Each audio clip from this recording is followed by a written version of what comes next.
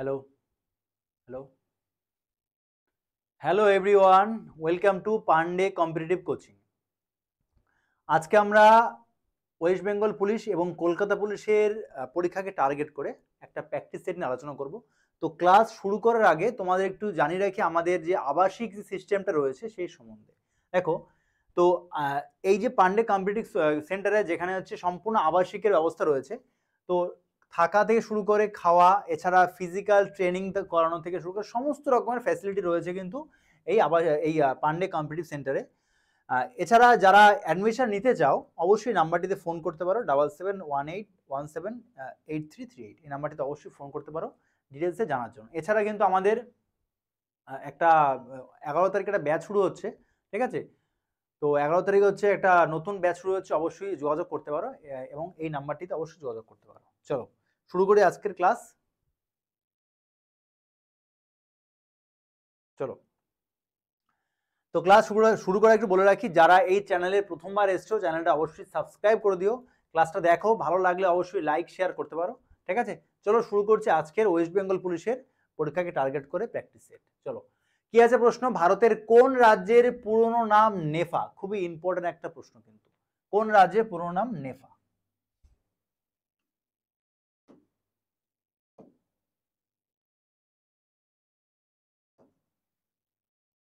কি হবে? কোন রাজ্যের পুরনো নাম নেফা?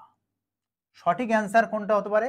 মণিপুর, অরুণাচল প্রদেশ, আসাম, উত্তরাঞ্চল। কোনটা হবে অ্যান্সার? সঠিক অ্যান্সার কিন্তু হয়ে যাচ্ছে অরুণাচল প্রদেশ হবে সঠিক অ্যান্সার। দেখো, এইবার শুধু এইটুকু আমরা জানবো না যে নেফার আগের নাম ছিল অরুণাচল প্রদেশ, এটা তোমরা সবাই হয়তো জানো। বাট যেহেতু তোমরা ক্লাসে যারা এসছো প্রথমবার, তো এখান থেকে একাধিক ইনফরমেশন নিয়ে যাও যেগুলো তোমাদের পরীক্ষায় কাজে লাগবে। দেখো, নেফা কবে প্রতিষ্ঠা হয়? নেফা 1954 সালে কিন্তু প্রতিষ্ঠিত হয় নেফা, ঠিক আছে? ওকে, এবার হচ্ছে নেফা নামটা পরীক্ষা আসে যে নেফা নামটা কোন পর্যন্ত ছিল?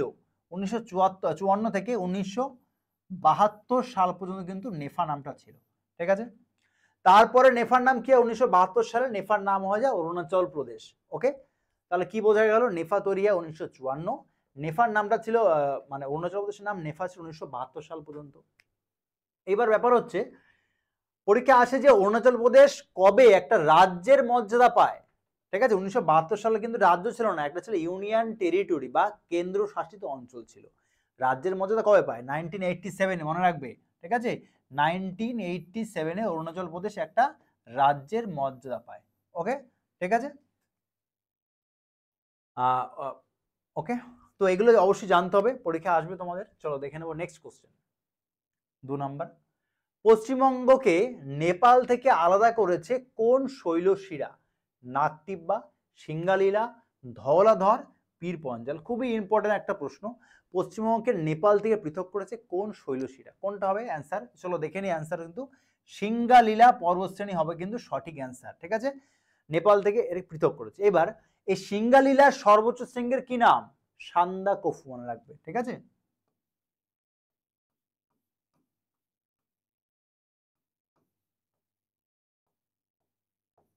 সান্দাকফু হচ্ছে সিঙ্গালীলার সর্বোচ্চ শৃঙ্গ। ওকে, এর হাইট কত পরীক্ষা আসে? 36 মিটার, ঠিক আছে? 3636 মিটার। মনে রাখবে 36 মিটার কিন্তু সান্দাকফুর উচ্চতা। ওকে, চলো দেখে নেবো নেক্সট কোশ্চেন। 3 নাম্বার, নিচের কোন অভয়ারণ্যটি হাতির জন্য বিখ্যাত? খুবই ইম্পর্টেন্ট প্রশ্ন। কোন অভয়ারণ্য হাতির জন্য বিখ্যাত? জলদাপাড়া, কাজিরাঙ্গা, কানহা, পেরিয়ার। কোনটা হবে অ্যান্সার? সঠিক অ্যান্সার কোনটা হবে? হাতির জন্য বিখ্যাত কোনটি? অ্যান্সার হয়ে যাবে কিন্তু পেরিয়ার, ঠিক আছে? পেরিয়ার কিন্তু হাতির জন্য বিখ্যাত। ওকে, পেরিয়ার কোথায় আছে? পেরিয়ার রয়েছে হচ্ছে কেরালায়। ওকে, কেরালা রয়েছে পেরিয়ার, ঠিক আছে? এবার কেরালায় কিন্তু আরো রয়েছে অনেক ইম্পর্টেন্ট রয়েছে, যেমন সাইলেন্ট ভ্যালি রয়েছে কেরালায়, পরীক্ষা আসে, ঠিক আছে? ওকে, তারপরে দেখে নেবো আমরা কানহা। কানহা কোথায় রয়েছে? কানহা রয়েছে কিন্তু মধ্যপ্রদেশ। মধ্যপ্রদেশে রয়েছে কানহা জাতীয় উদ্যান, কোথায় রয়েছে? মধ্যপ্রদেশ। ওকে, কাজিরাঙ্গা কোথায় আছে? আসাম। জলদাপাড়া তো সবাই জানো তোমরা, ওয়েস্ট বেঙ্গলে রয়েছে জলদাপাড়া। ওকে, এবার কাজিরাঙ্গাতে কি কারণে বিখ্যাত? কাজিরাঙ্গা হচ্ছে এক শৃঙ্গ গন্ডারের জন্য বিখ্যাত। সেম জলদাপাড়াও কিন্তু এক শৃঙ্গ গন্ডারের জন্য কিন্তু বিখ্যাত। ওকে, এবার একটু জেনে নাও তোমরা, সেটা হচ্ছে পরীক্ষা আসতে পারে যে ভারতবর্ষের সব থেকে বর্তমানে বৃহত্তম হচ্ছে ন্যাশনাল পার্ক কোনটা। ভারতবর্ষের বর্তমানে বৃহত্তম ন্যাশনাল পার্ক হচ্ছে হেমিস ন্যাশনাল পার্ক। কি বললাম? হেমিস ন্যাশনাল পার্ক, যেটা কোথায় রয়েছে? এটা কিন্তু রয়েছে লাদাখে রয়েছে হেমিস ন্যাশনাল পার্ক। ওকে ওকে, আরেকটা প্রশ্ন, ওই লাদাখ, যেহেতু লাদাখের প্রসঙ্গ আসলে একটু বলে দিই তোমাদের, যে লাদাখকে কি বলা হয়? লাদাখকে কিন্তু ওই কি বলে ওটাকে, স্নো লেপার্ডের ক্যাপিটাল বলা হয়। ঠিক আছে, কি বললাম? স্নো লেপার্ডের ক্যাপিটাল বলা হয় লাদাখকে, বলা হয় কারণ লাদাখে সব থেকে বেশি স্নো লেপার্ড পাওয়া যায়। ওকে, পরীক্ষা আসতে পারে যে সম্প্রতি কোন দেশ এই স্নো লেপার্ডকে তার নিজেদের জাতীয় প্রতীক ঘোষণা করলো? কারেন্ট অ্যাফেয়ার্স এর প্রশ্ন, 2024-এর জানুয়ারি মাসে কারেন্ট অ্যাফেয়ার্স, মনে রাখবে। কাজাকস্তান, ঠিক আছে, কাজাকস্তান স্নো লেপার্ডকে কিন্তু জাতীয় প্রতীক হিসেবে ঘোষণা করলো। এই স্নো লেপার্ড সব থেকে বেশি পাওয়া যায় কোথায়? আমাদের লাদাখে পাওয়া যায়। ঠিক আছে, ওকে। এবার পরীক্ষা আসতে পারে যে ভারতের প্রাচীন, সব থেকে প্রাচীন ন্যাশনাল পার্ক কোনটা?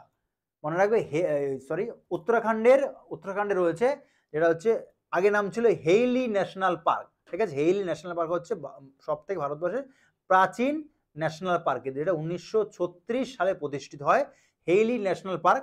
এবং এটার বর্তমানে কিন্তু আমরা জিম করবেট নামে জানি, Jim Corbett national park.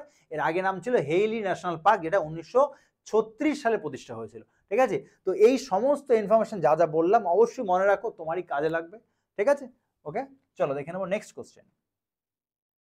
Question 4 কি আছে? মালিক কাফুর কার সেনাপতি ছিলেন? খুবই ইজি প্রশ্ন, খুবই। ঠিক আছে, কার সেনাপতি ছিলেন? আকবর, শেরশাহ, মোহাম্মদ বিন তুগলক, আলাউদ্দিন খলজি। কার সেনাপতি ছিল হচ্ছে এই মালিক কাফুর?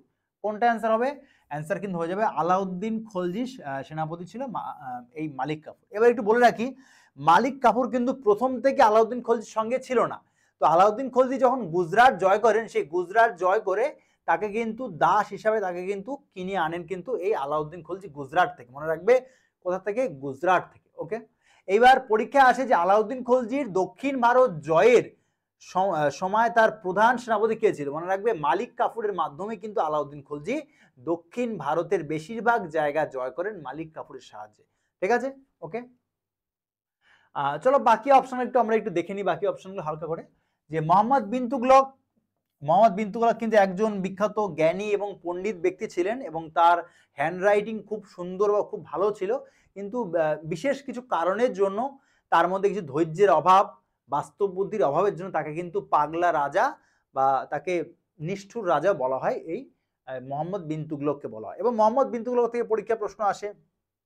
তিনি কি করেন? তিনি হচ্ছে দিল্লির রাজধানী হচ্ছে দেবগিরিতে ট্রান্সফার করেন, মানে ভারতবর্ষের রাজধানী দিল্লি থেকে দেবগিরিতে ট্রান্সফার করেন কে? মোহাম্মদ বিন তুগলক 1336 সালে। ঠিক আছে, এছাড়া তিনি প্রথম দিল্লির সুলতান, যিনি তামার নোট, মানে তখনকার দিনে তামার নোট তিনি চালু করেছিলেন তিনি। ঠিক আছে, তিনি একটা কৃষি দপ্তর খোলেন যার নাম হচ্ছে আমিরি কোহি। ঠিক আছে, মনে রাখবে। এছাড়া হচ্ছে তিনি মঙ্গল আক্রমণের ভয়েই মেনলি তিনি রাজধানী ট্রান্সফার করেছিলেন। ঠিক আছে, ওকে, চলো দেখে নেবো নেক্সট হচ্ছে যেমন আকবর। দেখো, আকবর সম্বন্ধে অনেক প্রশ্নই আছে, তো এই একটা স্লাইডে সবকিছু বলা সম্ভব না আকবর সম্বন্ধে। আকবর মনসবদারি প্রথা চালু করেন, আকবর হচ্ছে ইবাদত খানা প্রতিষ্ঠা করেন, আকবর দিন-ই লাহি প্রবর্তন করেন আকবর।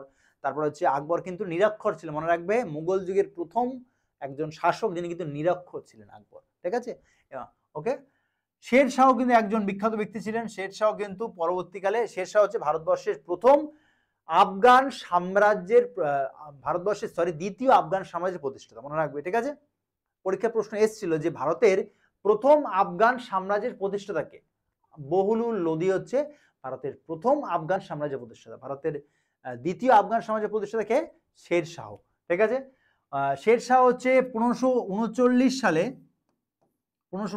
সালে হুমায়ুনকে চৌসার যুদ্ধে পরাজিত করেন, এবং 1540 সালে হুমায়ুনকে কনৌজের যুদ্ধ বা বিলগ্রামের যুদ্ধে কিন্তু তাকে এই শেরশাহ কিন্তু হুমায়ুনকে পরাজিত করে দিল্লির সিংহাসনে কিন্তু বসেছিলেন। ঠিক আছে, মনে রাখবে। ওকে, তিনি কিন্তু গ্র্যান্ড ট্রাঙ্ক রোড চালু করেন, তিনি বহু কিছু সংস্কার করেন। পরবর্তীকালে খুবই অল্প সময় তার কিন্তু মৃত্যু হয়। তার হচ্ছে ওই কালীন জ্বরে একটা বিস্ফোরণে তার কিন্তু মৃত্যু হয়েছিল হুমায়ুনের, শেরশাহের। ঠিক আছে, ওকে। তো এই সমস্ত যাদের ইনফরমেশন বললাম অবশ্যই নোট ডাউন করে নাও। নেক্সট কোশ্চেন 5, ভারতের কোন সুলতান আত্মজীবনী রচনা করেছিলেন? মোহাম্মদ বিন তুগলক, ফিরোজ শাহ তুগলক, আলাউদ্দিন খলজি, গিয়াসউদ্দিন বলবন। কোন সুলতান নিজের আত্মজীবনী রচনা করেন? ভালো একটা প্রশ্ন। কোনটা হবে অ্যান্সার?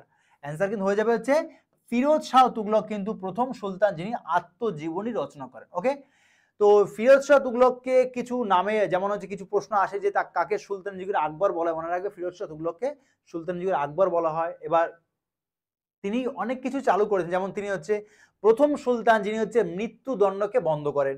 তিনি 24 রকমের ট্যাক্স বন্ধ করেছিলেন।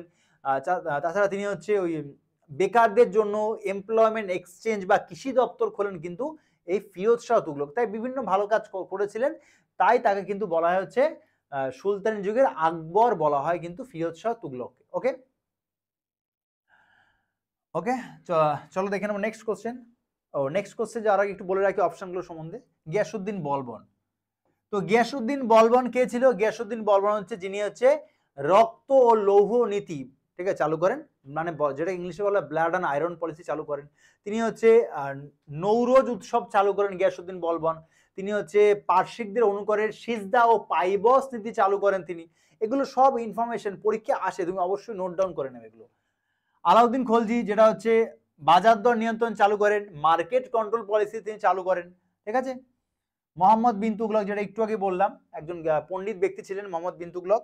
নেক্সট কোশ্চেন 5, ট্রাম লাইন এই শব্দটি কোন খেলার সাথে যুক্ত? Rifle shooting, swimming, golf, lawn tennis. কোনটা হবে অ্যান্সার? ট্রাম লাইন শব্দটি কোন খেলার সাথে যুক্ত? অ্যান্সার কিন্তু হয়ে যাবে লন টেনিস, ঠিক আছে। মনে রাখবে এই ট্রাম লাইন শব্দটা কিন্তু শুধুমাত্র লন টেনিস না, এটা কিন্তু ইসের সঙ্গে যুক্ত, কি বলে ব্যাডমিন্টনের সঙ্গে যুক্ত, মনে রাখবে, ঠিক আছে। অপশন যদি ব্যাডমিন্টন নেই, এই ট্রামলাইন শব্দটি ব্যাডমিন্টনের সঙ্গে যুক্ত। ওকে, এবার দেখো এই সুইমিং থেকে একটা প্রশ্ন পরীক্ষা আসে যে বাটারফ্লাই স্ট্রোক এই শব্দটা কোন খেলার সাথে যুক্ত? সুইমিং এর সঙ্গে যুক্ত হচ্ছে বাটারফ্লাই স্ট্রোক, ঠিক আছে। চলো নেক্সট কোশ্চেন 7, কি আছে কোশ্চেন 7, উন্নয়নশীল দেশে শিশু ও মায়েদের জীবনের মান উন্নয়নের ক্ষেত্রে কোন সংস্থা অর্থ দান করে? খুব ভালো একটা প্রশ্ন। কোনটা হবে অ্যান্সার? কোন সংস্থা শিশু ও মায়েদের জীবনের উন্নয়নের ক্ষেত্রে অর্থ দান করে? কোনটা হবে অ্যান্সার? সঠিক অ্যান্সার কিন্তু হয়ে যাবে হচ্ছে অপশনে আছে ইউনিসেফ, হু, ইউএনডিপি, ইউনেস্কো। কোনটা হবে সঠিক অ্যান্সার? কিন্তু হয়ে যাবে ইউনিসেফ, ঠিক আছে। ইউনিসেফ কিন্তু শিশুদের এবং মায়েদের জীবনের উন্নতির জন্য কিন্তু বিভিন্ন অর্থ দান করে, এবং ঠিক আছে, খুবই ইম্পর্টেন্ট একটা প্রশ্ন। ইউনিসেফ সঠিক অ্যান্সার হয়ে যাবে। এবার ইউনিসেফ কবে প্রতিষ্ঠা হয়? কবে প্রতিষ্ঠা ইউনিসেফ? 1946-এ প্রতিষ্ঠা হয় ইউনিসেফ। এর হেডকোয়ার্টার কোথায় ছিল? হেডকোয়ার্টার হচ্ছে ছিল না, সরি, হেডকোয়ার্টার আছে বর্তমানে কোথায়? New York. হেডকোয়ার্টার কোথায়? নিউ ইয়র্কে রয়েছে হেডকোয়ার্টার, ইউনিসেফে রয়েছে। ওকে, 1946-এ প্রতিষ্ঠা হয়। এবার হু কবে প্রতিষ্ঠা হয়? হু হচ্ছে কবে প্রতিষ্ঠা হয়? হু 1948-এ কিন্তু হু প্রতিষ্ঠা হয়। হুর হেডকোয়ার্টার কোথায়? হেডকোয়ার্টার কোথায় হবে? জেনেভা, মনে রাখবে জেনেভা। কোথায়? জেনেভা, সুইজারল্যান্ডে জেনেভা কিন্তু রয়েছে হুর হেডকোয়ার্টার রয়েছে। হু মেইনলি হচ্ছে কি, হু হচ্ছে ওয়ার্ল্ড হেলথ অর্গানাইজেশন, মানে বিশ্বের স্বাস্থ্য সংক্রান্ত বিষয়টি কে দেখবে? হু দেখবে। ওকে, নেক্সট আছে কি ইউএনডিপি। কবে প্রতিষ্ঠা ইউএনডিপি?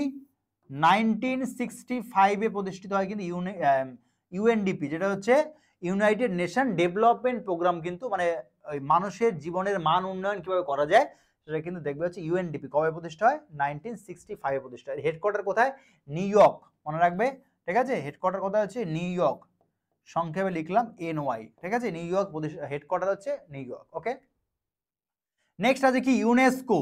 ইউনেস্কো কবে প্রতিষ্ঠা হয়? ইউনেস্কো 1945-এ প্রতিষ্ঠা হয় ইউনেস্কো। হেডকোয়ার্টার কোথায় আছে? হেডকোয়ার্টার হচ্ছে প্যারিস। ওকে, ফ্রান্সের প্যারিসে কিন্তু রয়েছে ইউনেস্কোর হেডকোয়ার্টার। তো এই সমস্ত ইনফরমেশন মনে রাখতে হবে, এগুলো থেকে প্রশ্ন বারবারই পরীক্ষা আসে। ওকে, চলো নেক্সট কোশ্চেনে যাওয়ার আগে বলে রাখি, যারা এই চ্যানেলের প্রথমবার এসছো চ্যানেলটা অবশ্যই সাবস্ক্রাইব করে দিও। ক্লাসটা ভালো লাগলে লাইক শেয়ার করতে পারো। ওকে, চলো নেক্সট কোশ্চেন 8, রাষ্ট্রসংঘের কোন অঙ্গকে পুলিশম্যান অব দ্য ওয়ার্ল্ড বলে অভিহিত করা হয়? ভালো প্রশ্ন। কোন অঙ্গকে পুলিশম্যান অব দ্য ওয়ার্ল্ড বলা হয়? সচিবালয়, আছি পরিষদ, নিরাপত্তা পরিষদ, আন্তর্জাতিক বিচারালয়। কোনটা হবে অ্যান্সার? সঠিক অ্যান্সার হয়ে যাবে হচ্ছে নিরাপত্তা পরিষদকে বলা হয় রাষ্ট্রসংঘের পুলিশম্যান অফ দ্য ওয়ার্ল্ড বলা হয়। ঠিক আছে, এইবার পরীক্ষা আসে এই যে নিরাপত্তা পরিষদ এর কয়টি স্থায়ী সদস্য আছে? স্থায়ী সদস্য কিন্তু 5টি। কি কি রয়েছে?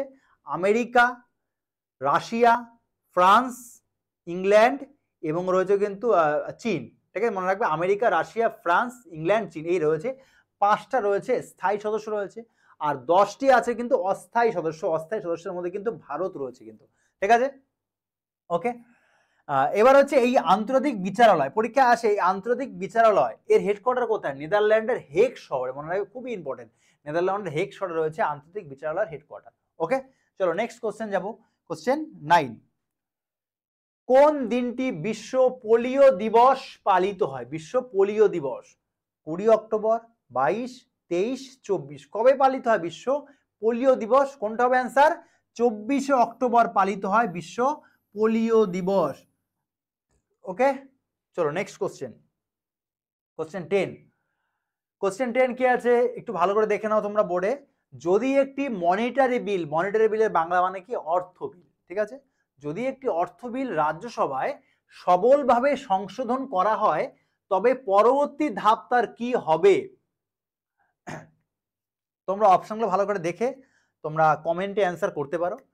তার আগে অ্যান্সার বলার আগে আমি একটু অর্থ বিল সম্বন্ধে একটু তোমাদের বলবো, যে অর্থ বিল সম্বন্ধে। ঠিক আছে, তো অর্থ বিলটা আগে কত নম্বর ধারায় আছে একটু বলে রাখি, এখানে বললাম। ঠিক আছে, অর্থ বিল কত নম্বর ধারায় আছে? সংবিধানের 110 নম্বর ধারাতে কিন্তু অর্থ বিলের সংজ্ঞা উল্লেখ আছে। ওকে, এইবার অর্থ বিল হচ্ছে এমন একটা বিল যেটা শুধুমাত্র লোকসভায় উত্থাপন করা যায়। এটা কত নম্বর ধারায় আছে? পরীক্ষা আসতে পারে যে অর্থ বিল যে শুধুমাত্র লোকসভা উত্থাপন করা যায়, সবাই তোমরা জানো, এটা কত নম্বর ধারায় আছে? মনে রাখবে 109 নম্বর ধারায় আছে। ঠিক আছে, 109 নম্বর ধারা কি আছে? 109 নম্বর ধারা রয়েছে অর্থ বিল লোকসভায় উত্থাপন করা যাবে, এটা 109 নম্বর ধারা আছে। ওকে, এইবার অর্থ বিল তো কোনোভাবেই রাজ্যসভা উত্থাপন করা যায় না, সবসময় লোকসভা উত্থাপন করতে হবে। এবার লোকসভা উত্থাপন করার পর লোকসভা পাস হয়ে গেল, পাস হওয়ার পর কি হয় ব্যাপারটা? বিলটাকে রাজ্যসভায় পাঠানো হয়। ঠিক আছে, রাজ্যসভাকে 14 দিন টাইম দেওয়া হয়। মনে রাখবে 14 ডেজ, তাকে রাজ্যসভাকে 14 দিন টাইম দেওয়া হয়। এই 14 দিনের মধ্যে রাজ্যসভা যদি মতামত না জানায় তাহলে ধরে নেওয়া বিলটা পাস হয়ে গেছে। ধরো এই 14 দিনের মধ্যে অর্থ বিলকে রাজ্যসভা সংশোধন করলো। ঠিক আছে, যেমন কোশ্চেনে তাই দেওয়া আছে, সবলভাবে সংশোধন করলো। ধরো রাজ্যসভা সংশোধন করলো, তার পরবর্তী ধাপ কি হবে? এটাই কিন্তু অ্যান্সারে জানতে চেয়েছে। ঠিক আছে, দেখে নাও। তো অপশনগুলো তোমরা আশা করি তোমরা ভালো করে পড়েছো। কোনটা অ্যান্সার হবে দেখো, লোকসভা রাজ্যসভার সুপারিশ গ্রহণ না করে পুনরায় অগ্রসর হবে, এটা কিন্তু সঠিক অ্যান্সার হয়ে যাচ্ছে। ঠিক আছে, যেটা আমি একটুকে বললাম, লোকসভা রাজ্যসভা সুপারিশ গ্রহণ না করে বা না করে অগ্রসর হতে পারে। ঠিক আছে, তার মানে কি দাঁড়ালো? যেটা একটু বললাম, তাকে মাত্র 14 দিন টাইম দেওয়া রাজ্যসভাকে, তার মানে কি দাঁড়ালো? রাজ্যসভার মতামতের কোনো গুরুত্ব নেই এই অর্থ বিলের উপর। ঠিক আছে, ওকে, তাহলে অপশন এ হচ্ছে সঠিক অ্যান্সার হয়ে গেল। লোকসভা কি করলো? 14 দিন ওয়েট করবে, 14 দিনের মধ্যে মতামত জানালো বা না জানালো কোনো ব্যাপার না এটা। ঠিক আছে, তিনি সামনে মানে এর পরের প্রসিডিওর করবে। ওকে, এবার অর্থ বিল থেকে আরেকটা প্রশ্ন পরীক্ষা আসে যে ধরো অর্থ বিলকে, ধরো কোনো বিল অর্থ বিল কিনা এই নিয়ে কোনো বিতর্ক দেখা দিল। ধরো রাজ্যসভারই লোকসভার কোনো এমপি, ধরলাম লোকসভার এমপি রাহুল গান্ধী, সে বলল যে আমি এটাকে অর্থ বিল হিসেবে মানি না, সে সাপোজ বললো, তখন কার মতামতই হবে শেষ মত, বা কার মতামত হবে শেষ মত? তো এই তখন হচ্ছে লোকসভা যে স্পিকার থাকবে, মানে ধরো ওম বিড়লা, ধরো ওম বিড়লার মতামতই শেষ মত, মানে কি দাঁড়ালো যে অর্থ বিলের ব্যাপারে লোকসভার স্পিকারের সিদ্ধান্তই চূড়ান্ত সিদ্ধান্ত। ঠিক আছে, ওকে, এবার ধরো হচ্ছে রাহুল গান্ধী বা যার কথা বললাম, ধরো লোকসভা যে কোনো এমপি, সে কার কাছে এই অর্থ বিলের এই লোকসভার স্পিকারের সিদ্ধান্তের বিরুদ্ধে ভারতের কোনো কোর্ট বা কোথায় গিয়ে আপিল করতে পারে? ভালো করে শুনবে কিন্তু, এই স্পিকারের সিদ্ধান্তের বিরুদ্ধে ভারতের কোনো আদালত বা কোনো কোর্টে কোথাও যাওয়া যাবে না, স্পিকারের সিদ্ধান্তই শেষ মত। ঠিক আছে, অর্থ বিল সম্বন্ধে এই প্রশ্নগুলো বারবার পরীক্ষা আসে কিন্তু। ওকে, চলো নেক্সট কোশ্চেন। কোশ্চেন 11 কি আছে? কততম সংবিধান সংশোধনের মাধ্যমে 21-এর এ ধারাটি সংযোজিত হয়? কততম সংবিধান সংশোধনের মাধ্যমে? 42, 80, 86, 61 কোনটা হবে? কোনটা অ্যান্সার হবে? 86তম সংবিধান সংশোধনের মাধ্যমে কিন্তু 21-এর এ ধারী যুক্ত হয়। কবে, সাল কত? 2002 সালে। 2002 সালের 86তম সংবিধান সংশোধনের মাধ্যমে কিন্তু 21-এর এ যুক্ত। আসলে 21-এর এতে কি আছে? শিক্ষার অধিকার, মানে 6 থেকে 14 বছর বয়সী শিশুদের বাধ্যতামূলক শিক্ষা দিতে হবে, এটা কিন্তু রয়েছে হচ্ছে 21-এর এ নম্বর ধারাতে রয়েছে। ঠিক আছে, ওকে, মনে রাখবে 21-এর এ। ওকে, এবার এই যে 61 নম্বর ধারা, এটাও বারবার পরীক্ষা আসে, কিন্তু বহুবার পরীক্ষা আসে। 61 নম্বর সংশোধনে কি রয়েছে? 61 নম্বর সংশোধনে উল্লেখ আছে এই যে আমাদের 1988 সালের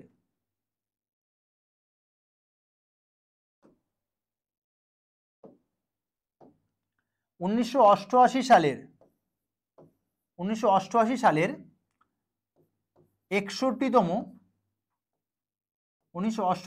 61তম সংবিধান সংশোধনের মাধ্যমে কি করা হয়?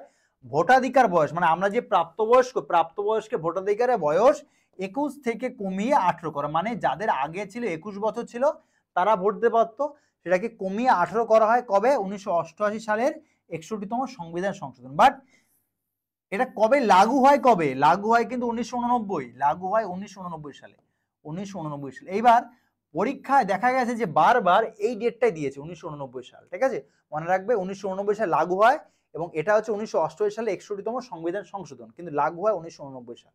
ঠিক আছে, ওকে, মনে রাখবে। আর অপশন এতে কি আছে? 42তম সংবিধান সংশোধন। দেখো এই সংশোধনটা ভেরি ইম্পর্টেন্ট, কারণ এই 42তম সংবিধান সংশোধনকে বলা হয় ভারতের মিনি কনস্টিটিউশন বা মিনি সংবিধান বলা হয়, কারণ একাধিক বিষয় সংশোধন করা হয় 42তম সংবিধান সংশোধনের মাধ্যমে। জাস্ট একটা বিষয় বললাম, প্রস্তাবনায় সমাজতান্ত্রিক এবং ধর্মনিরপেক্ষ শব্দটি যুক্ত হয় এই 42তম সংবিধান সংশোধনের মাধ্যমে। লোকসভার মেয়াদ 5 বছর থেকে 6 বছর করা হয় এই সংশোধনের মাধ্যমে। ঠিক আছে, আরো একাধিক বিষয় আছে। এই 42তম সংবিধান সংশোধনকে বলা হয় ভারতের মিনি কনস্টিটিউশন বলা হয়। ঠিক আছে, চলো নেক্সট কোশ্চেন। নেক্সট কোশ্চেন 12 কি আছে? 1992 সালে রেখি কমিটি গঠিত হয়েছিল কিসের জন্য? কিসের জন্য গঠিত হয়েছিল রেখি কমিটি? অপ্রত্যক্ষ, ব্যাংকিং, অসংগঠিত, প্রত্যক্ষ কর। কিসের জন্য গঠিত হয়েছিল? কোনটা হবে অ্যান্সার? অপ্রত্যক্ষ কর, মানে ইনডাইরেক্ট ট্যাক্স। ইনডাইরেক্ট ট্যাক্স যেমন হচ্ছে আমাদের বর্তমানে জিএসটি হচ্ছে কিন্তু একটা ইনডাইরেক্ট ট্যাক্স। ঠিক আছে, জিএসটি কি ট্যাক্স? Indirect tax. তো এই যে এই রেখি কমিটি গঠিত হয়েছিল প্রত্যক্ষ করকে অপ্রত্যক্ষ করকে কিভাবে নিয়ন্ত্রণ করা যায় তার জন্য গঠিত হয় রেখি কমিটি। ভেরি ইম্পর্টেন্ট প্রশ্ন, এটা কিন্তু বিগত বছরের পরীক্ষায় এসেছে প্রশ্নটা। ঠিক আছে, চলো নেক্সট 13। কবে থেকে ভারতের অর্থনীতিতে উদারীকরণ শুরু হয়? কবে থেকে উদারীকরণ শুরু হয়? খুব ভালো প্রশ্ন। উদারীকরণ মানে কি? এটাকে বলা হয় গ্লোবালাইজেশন চালু হয়। কবে থেকে চালু হয়? 56, 91, 85, 80। কবে থেকে চালু হয়? 1991 সাল থেকে কিন্তু চালু হয়ে হচ্ছে অর্থনৈতিক গ্লোবালাইজেশন। কার সময় চালু হয়? প্রধানমন্ত্রী পিভি নরসিংহ রাওয়ের সময় কিন্তু চালু হয়ে হচ্ছে অর্থনীতি উদারীকরণ বা গ্লোবালাইজেশন চালু হয় 1991 সাল থেকে। মনে রাখবে, প্রধানমন্ত্রী পিভি নরসিংহ রাও। ওকে, নেক্সট কোশ্চেন 14। ন্যাবার্ড কত সালে প্রতিষ্ঠা হয়েছিল? 80, 78, 82, 84। কবে গঠিত হয় ন্যাবার্ড? কোনটা হবে অ্যান্সার? 1982 সালে গঠিত হয়। কততম পরিকল্পনা কমিশন, মানে কততম 5 ইয়ার প্ল্যানের মাধ্যমে? 6th। মনে রাখবে, ষষ্ঠ 5 ইয়ার প্ল্যান, সংক্ষেপে লিখলাম এফআইপি। মনে রাখবে, ষষ্ঠ পঞ্চবার্ষিকী পরিকল্পনার মাধ্যমে লোকসভার কি করা হয়েছিল? ন্যাবার্ড প্রতিষ্ঠা করা হয়েছিল ষষ্ঠ 5 ইয়ার প্ল্যানের মাধ্যমে। ঠিক আছে, কোন কমিটির সুপারিশে পরীক্ষা আসতে পারে? মনে রাখবে, শিবরামন কমিটি। শিবরামন কমিটির সুপারিশে 1982 সালে কিন্তু ন্যাবার্ড প্রতিষ্ঠা হয়। ঠিক আছে, ওকে। ন্যাবার্ড মেইনলি কি কারণে প্রতিষ্ঠা করে পরীক্ষা আসতে পারে? ন্যাবার্ড মেইনলি গ্রামের উন্নয়নে কাজ করে, গ্রামের বা কৃষির উন্নয়নে কাজ করে কিন্তু ন্যাবার্ড। ওকে, নেক্সট কোশ্চেন 15। পদাতিক কবি কাকে বলা হয়? সুভাষ মুখোপাধ্যায়, রবীন্দ্রনাথ ঠাকুর, বঙ্কিমচন্দ্র চট্টোপাধ্যায়, শিশির কুমার ভাদুরী। কোনটা হবে? পদাতিক কবি কাকে বলা হয়? খুবই সোজা প্রশ্ন, কাকে বলা হয় পদাতিক কবি? অ্যান্সার কিন্তু হবে সুভাষ মুখোপাধ্যায়কে বলা হয় পদাতিক কবি। ওকে, নেক্সট কোশ্চেন 16। জটায়ু চরিত্রটি কে সৃষ্টি করেছেন? ভালো প্রশ্ন। জটায়ু চরিত্রটি কে সৃষ্টি করেছেন? সত্যজিৎ রায়, মাইকেল মধুসূদন, কাজী নজরুল ইসলাম, রবীন্দ্রনাথ ঠাকুর। কে সৃষ্টি করেন জটায়ু চরিত্র? কোনটা হবে অ্যান্সার? অ্যান্সার কিন্তু হয়ে যাবে সত্যজিৎ রায়। জটায়ু চরিত্রটি সৃষ্টি করেন সত্যজিৎ রায়। ওকে, নেক্সট কোশ্চেন 17, বৈশাখী মজুমদার কোন নাচের সঙ্গে যুক্ত? বৈশাখী মজুমদার কত্থক, ওড়িশি, মণিপুরি, কথাকলি। কোনটা হবে অ্যান্সার? বৈশাখী মজুমদার। অ্যান্সার কিন্তু হয়ে যাবে হচ্ছে ওড়িশি। মনে রাখবে, ওড়িশি নাচের সঙ্গে যুক্ত কিন্তু বৈশাখী মজুমদার। ওকে, নেক্সট কোশ্চেন 18, পান্নালাল ঘোষ কোন বাদ্যযন্ত্র বাজাতেন? পান্নালাল ঘোষ তবলা, সন্তুর, বাঁশি, সেতার। কোন বাদ্যযন্ত্র বাজাতেন পান্নালাল ঘোষ? খুবই ইম্পর্টেন্ট, পরীক্ষায় এসছে প্রশ্নটা। বাঁশি, ঠিক আছে, তিনি কিন্তু বাঁশি বাজাতেন কিন্তু পান্নালাল ঘোষ। এগুলো স্ট্যাটিক ইনফরমেশন, পরীক্ষা বারবারই আসে এগুলো, ঠিক আছে। Question 19, national AIDS research institute, ভালো প্রশ্ন। ন্যাশনাল এইডস রিসার্চ ইনস্টিটিউট কোথায় অবস্থিত? চেন্নাই, পুনে, মুম্বাই, দিল্লি। ঠিক আছে, দেখো এই যে ন্যাশনাল এইডস সেন্টার, এটাকে কিন্তু অনেক সময় পরীক্ষাতে সংক্ষেপে থাকে নাডি থাকে, NARI। ওকে, ন্যাশনাল এইডস রিসার্চ সেন্টার, ঠিক আছে। ওকে, এটা কোথায় রয়েছে? হেডকোয়ার্টার পুনে। পুনেতে রয়েছে ন্যাশনাল এইডস রিসার্চ ইনস্টিটিউট। ওকে, নেক্সট কোশ্চেন 20, কার আমলে মুঘল চিত্রকলার চরম উন্নতি হয়েছিল? শাহজাহান, জাহাঙ্গীর, আকবর, ঔরঙ্গজেব। কার সময় চরম উন্নতি হয়েছিল? কোনটা হবে অ্যান্সার? সঠিক অ্যান্সার কিন্তু হয়ে যাবে জাহাঙ্গীরের সময় চরম উন্নতি হয়েছিল। ঠিক আছে, পরীক্ষা আসতে পারে যে মুঘল চিত্রকলার নিষিদ্ধ হয়েছিল কার সময়? মনে রাখবে, মুঘল চিত্রকলা নিষিদ্ধ হয় ঔরঙ্গজেবের সময়, কিন্তু মুঘল চিত্রকলা নিষিদ্ধ হয়েছিল। আরেকটু বলে রাখি, এই জাহাঙ্গীরের সময় কিন্তু কি হয়? জাহাঙ্গীরের সময় কিন্তু ইস্ট ইন্ডিয়া কোম্পানি সুরাটে বাণিজ্য কারখানা নির্মাণ করেন, ইস্ট ইন্ডিয়া কোম্পানি সুরাটে। ঠিক আছে, মনে রাখবে। ওকে, নেক্সট কোশ্চেন। আর আরেকটু বলে রাখি যে জাহাঙ্গীরের সবাই কে এসেছিল? স্যার টমাস রো এসেছিল, ক্যাপ্টেন উইলিয়াম হকিং এসেছিল। এগুলো কিন্তু পরীক্ষা বারবারই আসে এগুলো। ঠিক আছে, নেক্সট 21, রমন ম্যাগসাইসে পুরস্কার নামকরণ হয়েছে কোন দেশের প্রাক্তন রাষ্ট্রপতির নাম অনুসারে? ভালো প্রশ্ন। রমন ম্যাগসাইসে পুরস্কার কার নাম অনুসারে? Philippines, Indonesia, Thailand, Japan. কোন দেশের প্রাক্তন রাষ্ট্রপতির নাম অনুসারে? সঠিক অ্যান্সার হবে ফিলিপাইন। ফিলিপাইনের রাষ্ট্রপতির নাম অনুসারে কিন্তু এই রমন ম্যাগসাইসে পুরস্কারটা দেওয়া হয়। একটু বলে রাখি, রমন ম্যাগসাইসে পুরস্কার কি বলা হয়? এশিয়ার নোবেল বলা হয় রমন ম্যাগসাইসে পুরস্কার। ওকে, পরীক্ষা আসতে পারে অঙ্কের নোবেল কাকে বলা হয়? অ্যাবেল পুরস্কারকে বলা হয় অঙ্কের নোবেল বলা হয়। পরীক্ষা আসতে পারে স্থাপত্যের নোবেল কাকে বলা হয়? প্রিটজার পুরস্কারকে, মনে রাখবে, প্রিটজার পুরস্কারকে স্থাপত্যের নোবেল বলা হয়। ঠিক আছে, ওকে।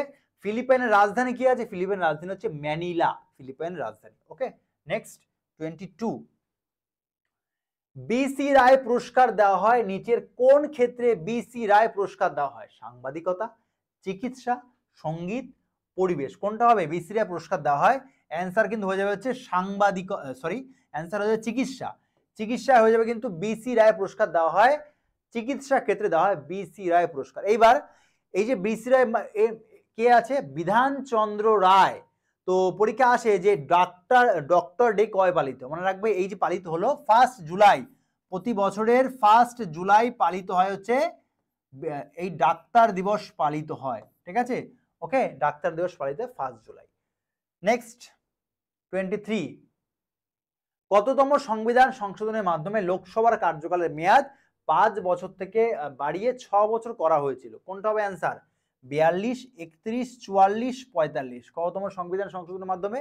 অ্যান্সার হয়ে যাবে হচ্ছে 42তম সংবিধান সংশোধনের মাধ্যমে লোকসভার মেয়াদ 5 বছর থেকে 6 বছর করা হয়েছিল। ঠিক আছে, ওকে।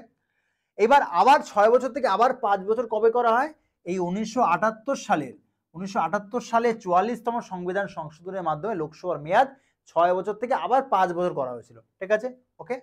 নেক্সট 24, সত্য সাধক সমাজ কে প্রতিষ্ঠা করেন? জ্যোতিবা ফুলে, আত্মারাম পাণ্ডুরঙ্গ, রাজা রামমোহন রায়, শিশির কুমার ঘোষ। কোনটা হবে অ্যান্সার? সত্য সাধক সমাজ কে প্রতিষ্ঠা করেন? জ্যোতিবা ফুলে। জ্যোতিরাও আছে, কিন্তু জ্যোতিবা হবে। জ্যোতিবা ফুলে প্রতিষ্ঠা করেন হচ্ছে সত্য সাধক সমাজ। কত সালে? 1873 সালে প্রতিষ্ঠা করে হচ্ছে জ্যোতিবা ফুলে সত্য সাধক সমাজ। এইবার জ্যোতিবা ফুলের লেখা একটা বিখ্যাত গ্রন্থের নাম কি? বহুবার পরীক্ষা এসেছে, গুলামগিরি। মনে রাখবে, কি নাম? গুলামগিরি। জ্যোতিবা ফুলে এই বইটা লিখেছেন গুলামগিরি। ওকে, আর দেখো অপশন বি কি আছে? আত্মারাম পাণ্ডুরঙ্গ। কি হবে? আত্মারাম পাণ্ডুরঙ্গ 1867 সালে আত্মারাম পাণ্ডুরঙ্গ প্রার্থনা সমাজ প্রতিষ্ঠা করেন। কার অনুকরণে?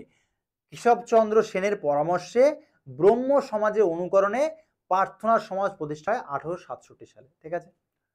রাজা রামমোহন রায় কি করেন? রাজা রামমোহন রায় 1828 সালে ব্রহ্ম সভা এবং 1830 সালে ব্রহ্ম সমাজ প্রতিষ্ঠা করেন। ঠিক আছে।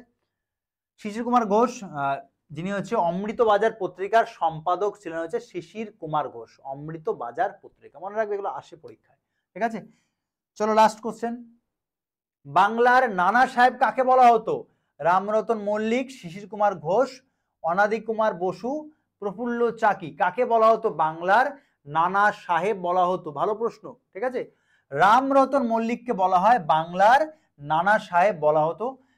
এবার এই রামরতন মল্লিকের কিন্তু বিশেষ ভূমিকা ছিল যখন নীল বিদ্রোহ হয়। নীল বিদ্রোহের সময় কিন্তু এই রামরতন মল্লিকের বিশেষ ভূমিকা ছিল, তাই তাকে বলা হয় বাংলার নানা সাহেব বলা হয়। ঠিক আছে। ওকে। তো তো এটাই ছিল শেষ কোশ্চেন। তো যারা এই চ্যানেলে প্রথমবার এসছো বা যারা ক্লাসটা দেখছো, যাদের ক্লাসটা ভালো লেগেছে, অবশ্যই ক্লাসটা লাইক শেয়ার করতে পারো এবং চ্যানেলের প্রথমবার আসছে চ্যানেলটা অবশ্যই সাবস্ক্রাইব করে দিও। ওকে, চলো আবার দেখা হচ্ছে আমাদের সাথে নেক্সট ক্লাসে। সবাই ভালো থেকো, আবার দেখা হবে। ওকে।